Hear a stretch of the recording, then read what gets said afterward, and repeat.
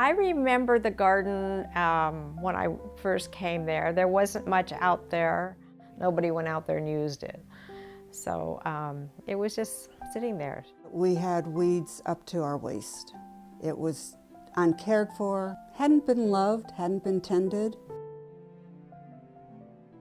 The inspiration for starting this garden actually came from Sid, because she had looked at her church and said, nobody's doing anything with this. Can I do something with it? And then she contacted me and we looked at it. We looked at another garden over in Santa Rosa who has done something similar along the lines that we wanted to do. It was amazing what they had done with it. And so that, planted the seed in my head that, hey, they can do it, we can do it. So we came back and Gwen and I were looking at this piece of property and we said, we can do this. So we knew from the get-go that we wanted to give back to the community. That was a given. The progression of the garden first started with actually getting beds in the garden, clearing out the weeds, and I like to tell Sid, we started with dirt and we now have soil.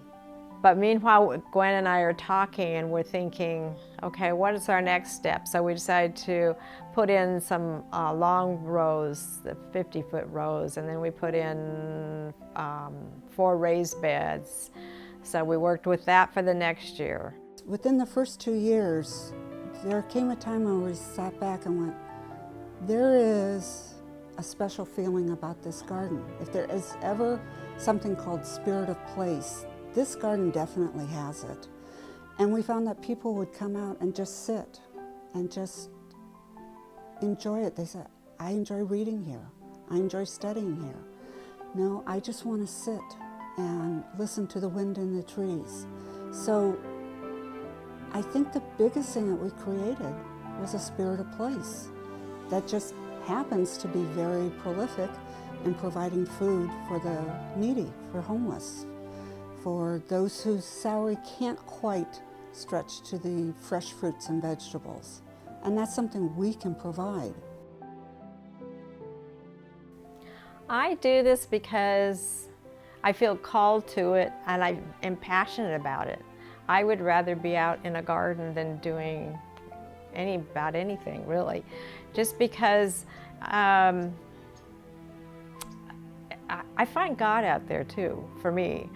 So, and being out there and being able to create something, and you plant a little tiny seed and then it grows. And then you get this huge, humongous tomato plant or something that's full of tomatoes.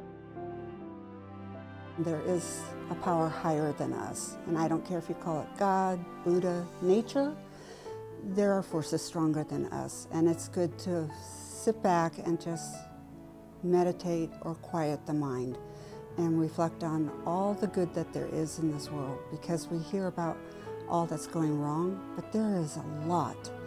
In fact, there's more going right than going wrong. I love having the people come out and sharing our knowledge with them about gardening and building friendships. We're building tons of friendships out there with all the different volunteers that have come out too. So on so many levels, I mean, from the basic getting into the soil and building that up and watching the plants grow, and then you bring in the volunteers and you build up that too. You put your time and your love and your energies into something, others feel it. And the fact that I can step back and see others come into our garden and enjoy it, the shoulders relax, they start breathing deeper, their pace slows. It gives them a space to come that is safe, that is lovely, and that they can forget about their lives, if only for 5 minutes. Breathe in a little bit deeper and remind themselves, life is good. There is a lot of beauty in life. So come and enjoy it with us. That is probably one of the biggest reasons we did this, was to give people a place to come.